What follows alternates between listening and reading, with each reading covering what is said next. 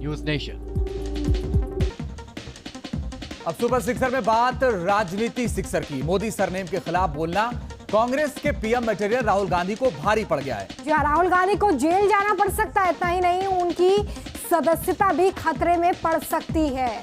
सवाल यह है कि अब क्या करेगी कांग्रेस? राहुल गांधी को जेल जाने से कांग्रेस कैसे बचाएगी? 4 मिनट की रिपोर्ट आपको दिखाते हैं। राहुल गांधी को क्यों सजा मिली है और अब राहुल का क्या होगा? क्या राहुल गांधी को सदस्यता को लेकर कोई खतरा है? रिपोर्ट आपको बताएगी।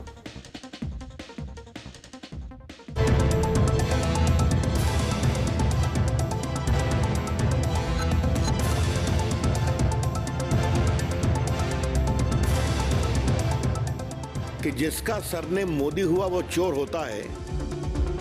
आज नहीं तो कल क्या राहुल गांधी को जेल की हवा खानी पड़ेगी? आखिर राहुल गांधी ने ऐसा क्या कह दिया था कि उनके ऊपर कोर्ट का हंटर चल गया है? क्या राहुल गांधी को कांग्रेस जेल जाने से बचा पाएगी? राहुल गांधी की सदस्यता में खतरे में पड़ गई है। पर बोले राहुल कहें या फिर भोले राहुल कहें, सूरत कोर्ट से सजा सुनाई जाने के बाद बीजेपी इसे बड़बोलेपन की सजा बता रही है, तो कांग्रेस इसे राहुल का भोलापन करार दे रही है। लेकिन सवाल यह है कि बीते 23 सालों से जो शख्स सांसद है, उसकी जुबान वाकई में फिसल गई या फिर जानबूझकर जुबान चल गई? अगर आप एक पूरे सरनेम को इस तरह से इंसल्ट करेंगे कि जिसका सरनेम मोदी हुआ वो चोर होता है, तो बिल्कुल डिफेमेटरी है ना। और बाकायदे सुनवाई हुई, उनको अपना पक्ष रखने का अवसर मिला, उनके वकीलों ने बहस की, प्रोसिक्यूशन के विटनेसेस आए, जो कानून की प्रक्रिया है उसके अनुसार यह निर्णय हुआ। जहां तक मेरी जानकारी है, बिहार भाजपा के नेता सुशील मोदी ने भी पटना में एक केस कर रखा है और वहां भी राहुल गांधी बेल पर है और जल्दी वो सुशील मोदी के साइड का एविडेंस पूरा हो गया, उन लोगों का एविडेंस शुरू होगा इनका। पीएम मोदी पर शब्दों से हमला करने के चक्कर में मोदी सरनेम वालों को राहुल गांधी ने कुछ ऐसा कह दिया था कि अब जेल जाने की नौबत आ गई है।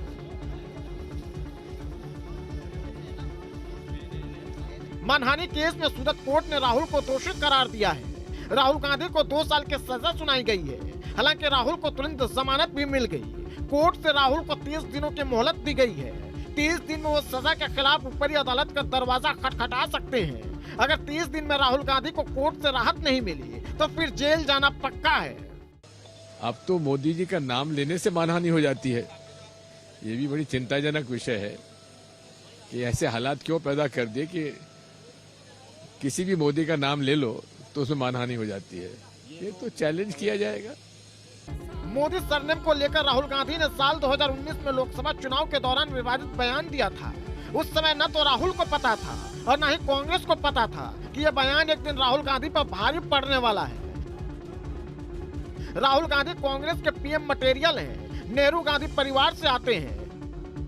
तो सूरत कोर्ट से सजा सुनाई जाने के बाद कांग्रेस तमतमाई हुई है।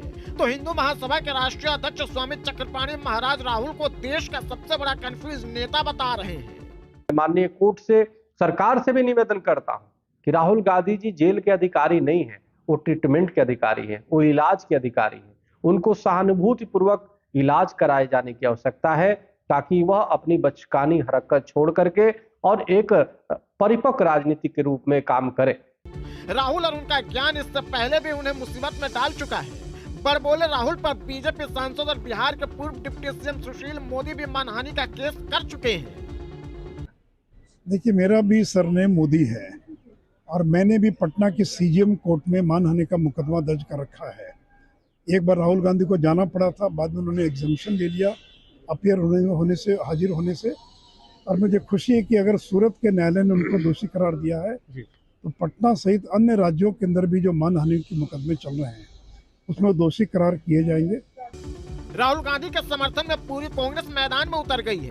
बहन प्रियंका गांधी ने तो राहुल के समर्थन में ऐसा ट्वीट कर लिखा कि डरी हुई सत्ता की पूरी मशीनरी साम दाम दंड भेद लगाकर राहुल गांधी जी की आवाज को दबाने की कोशिश कर रही है।